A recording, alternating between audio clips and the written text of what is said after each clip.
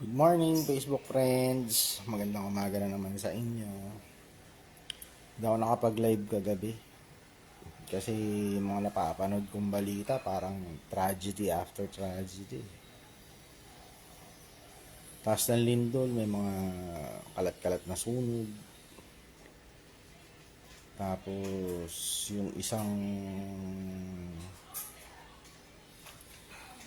yung dalawang tawag nito, yung dalawang player na lunod. Sumalangit ang yung kaluluwa nila. Yung isa Nigerian, yung isa Pinoy. Nag-training daw sa may Pacting Quezon. Ayun, condolence nga pala sa mga families nila. Sana makarecover sila sa losses nila. Actually, yung Butterbonia na player, sinusubaybayan ko yun eh. Kasama si Moral, si Rose, yung batang gwardiya na mahusay maglaro ng basketball. Yung mga bata na yun, may potential. Mahusay. Butterbonia, sentro. Power forward mo, Moral. Tapos may gwardiya ka na Rose. Diba? Galing na team nun. Tapos may supporting cast sila si Pellegrino. Yung teammate ni Butterbonia. Yung mga bata na yan, may mga talent. Tapos sasamahan mo pa ng game out. Di ba? O may first five ka na malakas. Bata pa yan, 19 years old. Marami pa ma-achieve sa buhay yun. Sana lang wag pabayaan ng pamunuan ng resort tsaka nung Ateneo yung dalawang pamilyang na ulila dun sa dalawang player. Yun lang. Ang aksidente kasi hindi mo yan masasabi. Para magnanakaw yan eh. Ang aksidente. Kaso yung magnanakaw, material lang ninanakaw. Pero yung aksidente, ninanakaw niyang buhay eh. Araw-araw sa paglabas mo ng bahay, kahit nga nasa loob ka ng bahay, may tendency kang maaksidente. Actually, kami, muntik na rin nga kami nung last May eh. Nag-swimming kami. Madaling araw. Akala na di nagpahinga kami, madaling araw. Makwento ko lang, ma-share ko lang sa inyo. Birthday yun ng anak ko yung kinabukasan. Madaling araw, tulog ako. Babantay ako kasi baka mawalan kami ng gamit eh. Kasi public place yung pinuntahan namin. Resort siya pero pang beach resort pero pang publiko eh. Hindi naman private yun na kami lang yung tao doon. So pag publiko siya, so bilang padre de pamilya, actually may mga kasama kami for families kami na nandoon eh. Yung side ng kapatid ng wife ko, tapos yung pamangkin nila, yung mag-asawa rin na dalawa, may baby rin silang kasama. Tapos may mga bata rin kaming kasama, mga pinsan ng mga, yun yung mga invited ng anak ko dun sa resort. So eto na, yung madaling araw, papahinga na ako. Sila naman yung nagulat na lang kami umaga. Yung mga bata naglalaro na sa tubig. Pero okay lang kasi mababa lang, low tide eh. Tapos nagising ako mga 8. Nagalmusal ako. Mapapansin ko yung tubig parang tumataas. Lagi ko hinahanap yung mga anak ko. Lalo na yung bunso ko. Yung bunso ko nasa tabi ko, kumakain na, nagbe-breakfast na. Gulat na lang kami, lumapit yung lifeguard. Tapos tumatakbo na yung dalawang bata. Pabalik sa ano. Yung pala, hindi na nila namalayan na tumataas yung tubig. Mga patanghali na yun, tumataas yung tubig. Yung inaapakan nila, palalim. So, muntik na yung dalawang anak ko. Yung panganay kong babae, tsaka yung panganay kong lalaki. Muntik na sila, pero buti na lang, nasagip sila ng lifeguard.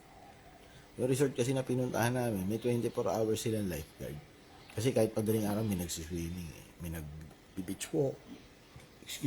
May nagbe-beach walking. Ayun, muntik na yun. Pero, syempre, salamat pa rin kay bro. Salamat dun sa pinaniniwalaan ko na magpuprotekta sa pamilya ko palagi.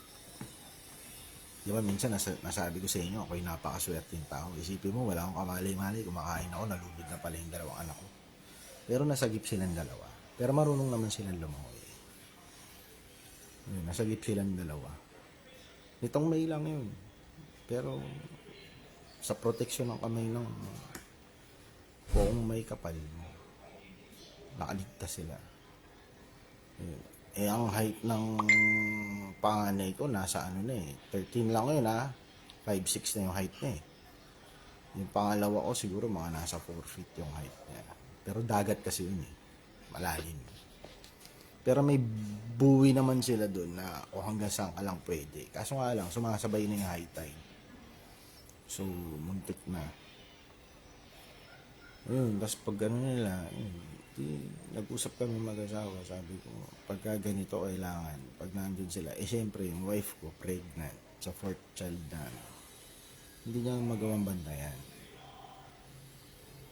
Habang nagpapahinga ako, yung ibang kasama naman namin, syempre, may mga anak din sila na binabantayan. Makukulit kasi yung mga anak, mga bata makukulit yan.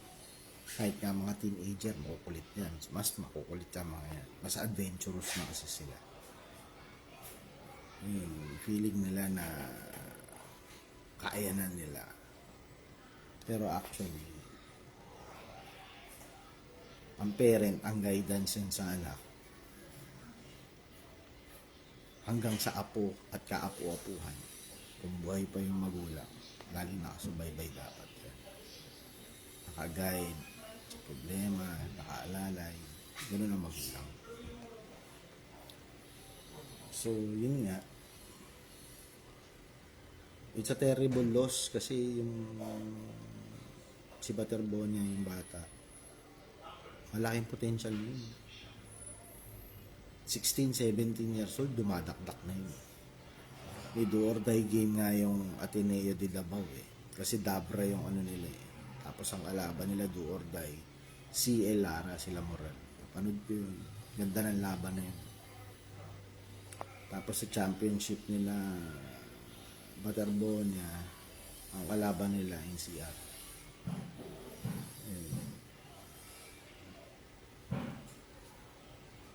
Mahuhusay yung mga yung nakalaban nila Butterbonia, may gwardiya na talagang mataas ang IQ. Kaya kahit malakas yung team nila Butterbonia, yung Davao Eagles, tinalo sila sa championship. Back to back yung NCR. Yun. It's a terrible loss para sa basketball community kasi mahusay yung bata. Again, prayers and condolences dun sa dalawa na nawala sa family nila. Kaya ako nawala ng gano'n Parang nanghina rin ako Kasi, alam mo yun, bilang isang magulang, hirap nawala na anak. Mahirap pag nawalan ka ng anak. Kaya ramdam ko rin yung nila.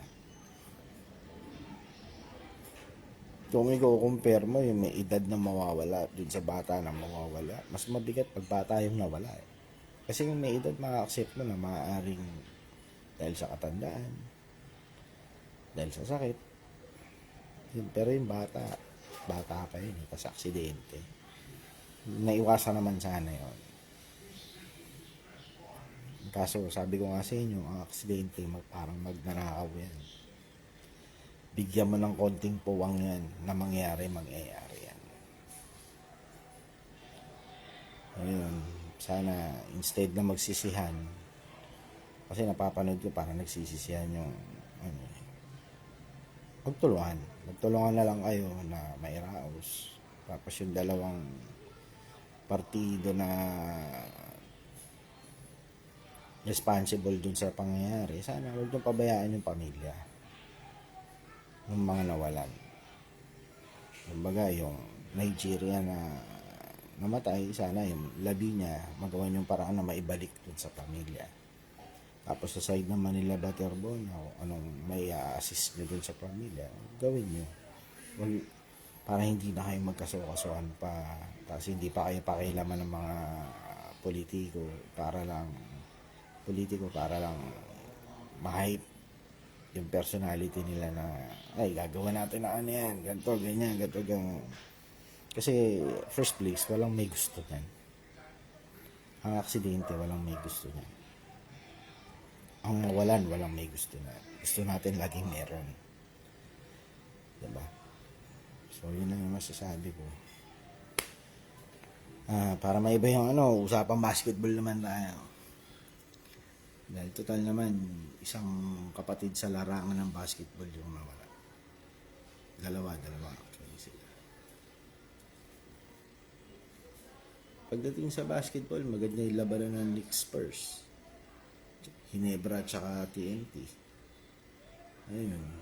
Yung RJ Abarrientos, mahusay. Mahirap kalaban yung mahusay na may swerting dala. Sa totoo lang. Sa nakapanood ko sa laro niya, ito yung pick ng laro niya eh. Kasi yung swerte, dumidikit sa kanya eh. Kahit anong hagis, yung shoot, mahirap bantayan yun. Kasi na-experience ko yun eh, na ako yung siniswerte. Ako yung tira ng tira kahit sa half court, kahit isang kamay ko ihagis yung shoot. May ganun akong experience sa basketball. Kung yung mga nakakakilala sa akin at mga nakakalaro, alam nila yun. Yung mga kumpare ko, mga kababata ako sa bangkal. Naging player pa nga ako sa simbahan. Maliit pa ako, bata pa ako. Sa Kristan ako nun, sumali ko nun sa Kristan para makapaglaro ng basketball. Yun yung reason yun. Kaya, kumbaga sa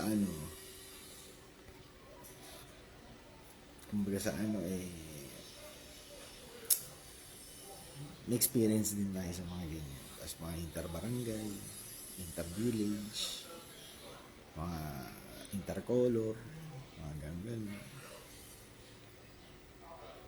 Makaranas din tayo ng larong ganyan. Itong peklat ka rito. Yung dalawang kaklase ko nung high school na may gawa niyan, si Gadi tsaka si Jis. Naglaro kami sa Manita Bola doon sa bahay nila Jis. Idol na idol ko kasi si Jordan nun. Lagi nakalabas dila. Ganun. Bibit-bit kang ganun ng bola. Kalabas dila.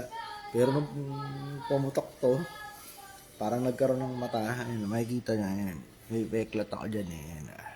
Ayan. Biyak yan. May kasya yung daliri ko eh. Tagusan. Nakagat ko. Buti hindi yung dila ako. Kasi kung yung dila ako, hindi na ako makakapagkwento-kwento sa inyo ng mga experiences. Ayun. Kumbaga, bata pa ako, bola na rin yung hawak ko. Yun yung pinaka-pastime ko, leisure, hobby.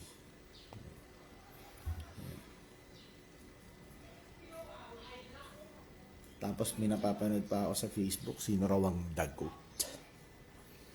Actually, walang dagot eh. Wala kang masasabi na dagot sa kahit na anong sport. Kasi lahat ng tao may katapat. Darating at darating yung araw na yun. Maaaring hindi sa lifetime mo. Maaaring ikaw yung naging pinakamahusay sa lifetime mo. Habang nabubuhay ka, ikaw yung pinakamahusay. Katulad ni Jordan. Si Jordan kasi, kaya matatawag siya na the GOAT of his time. Kasi nga, may timeline lang yan eh, ang pagiging GOAT. Kasi may lalabas at lalabas na mas mahusay sa'yo dahil lahat ng bagay is subjectable to change. May mga nagbabago. Diba? Katulad ngayon sa PBA, may 4 points na. Diba? Sila Big J, sila si Tim Cone, kahit mahusay na coach si Tim Cone, never niyang cleaning na GOAT siya ng coaching. Kasi may tinitingala din siya. So, never claim na ikaw ang the GOAT. Sabihin mo, GOAT of your lifetime, pwede. Pero, the GOAT of, kumbaga kasi greatest of all time. Of all time, you only live once. Diba? Sige, palagay natin wala ka na, pero wala pa rin tumatapat sa'yo because of statistics. Pero there will come a time na may tatapat sa'yo or hihigit sa'yo. We should always remember that. Kita mo, kino-compare ni Lebron yung sarili niya kay Jordan. Si Jordan, guardia, forward siya, common sense. Hindi kayo pwedeng pagtapatin. Kasi magkaiba kayo ng posisyon. Common sense yun. Maaaring mahusay si Lebron sa sarili niya, sa mga naniniwala sa kanya, sa mga nagsusupport sa kanya, pero hindi sa lahat. Gets mo? Si Jordan naman, kaya natatawag siyang the GOAT, kasi siya yung nag-set ng trend. Siya yung nag-set ng pattern. How a bowler should live. Yung, kita mo, wala na siya sa paglalaro. Pero well-known pa rin siya. Sa mga ginagawa niyang philanthropy, sa ginagawa niyang pakikipagkaibigan at pag-i-stay sa larangan ng basketball sa pamamagitan ng coaching, paglalabas ng mga tutorial, mga clinic, sports clinic. Yun. Siya yung nag-set ng pattern para mapaunlad uli ang NBA. Kaya anong panahon ni Jordan, lahat Jordan. Naglagay siya ng trend. Siyang nag-set ng example kung how a player should live. At kung ano yung gagawin mo sa kinikita mo. I-invest nila. So, yun yung tinutularan nila. Sa panahon ni Lebron, ano ba yung nagawa niya sa NBA? Foul baiting. Hindi naman sa paninira. Foul baiting. Flapping. Kasi, umiiwas siya sa injury para humaba yung term niya. Humaba yung term ng playing niya. Diba? Pero panahon ni Jordan lang daw. Sa short period of time, kung sa short period of time, may 6 ring siya. 3 season, 3 ring. 3 season, nag-retire siya, tapos 3 season ulit, 3 ring. Ganun siya kahusay. For a point guard, which is tinularan naman ni Kobe. Si Kobe, nag-make niya sa sarili niya kasi nagpaturo siya kay Jordan. Ng posting up, yung mga hang time, mga galaw niya, galaw Jordan eh. Diba? Kung titignan mo. Halos lahat naman sila yung galaw ni Jordan. Yung galaw nila ngayon, kung pagmamasdan nyo yung pattern ng galaw ni Jordan. Kaso nga lang, mas enhanced at height na because of the dribbling skills. Kasi si Jordan, ang dribbling skills, napakasimple lang, basic. Kaya hindi siya matapatan kasi basic player siya. Basic pumasa, basic gumalaw. Pag crossover, napaka-basic. Pero yung gulang niya, ang tignan nyo. Pati yung tawag ng referee, natuto sa mga galawan ni Jordan. Sa mga galawan ni Jordan, doon natuto yung mga referee na, ay, eto dapat foul na to. Kasi, nakita mo yung ginamit niya isang kamay niya para itulak yung player para maka-jump shot. Yun ang isipin niyo. Ganun kahusay yung Jordan na yun. Pati yung referee, yung officiating na bago niya. Diba? Pero sa point guard position yun. Hindi sa forward, sa shooting guard. Mismong point guard position. Kaya para sa akin, opinion ko, walang greatest of all time. Kahit sa anong sport. Merong legend na matatawag. Pwede mo tawagin yung sarili mo na I am a legend. Kung halimbawa lipas ka na. Diba? Pero greatest of all time. All time, ibig sabihin habang umiikot yung panahon. Wala pang tumatapat sa'yo. Posible yun. Pero imposibleng wala. May tatapat at tatapat sa'yo. Kasi ang sabi nga nila, bawat palayok may takip, may saklong. Gets nyo? May katapat. O siya, yun lang ang masasabi ko sa larangan ng basketball. And again, condolences dun sa dalawang player ng Ateneo. Tsaka sa family nila, aluluwa ng dalawa. Sana sumalangit naman. Well, mababait naman yun, tsaka mga bata pa yun. Malamang kasama ng libro yun, namama siya. Doon sa kabilang mundo. Siya. Nandito na yung paborito kong almusal. Taho. Narinig nyo naman eh. No? Tropa ko yan eh.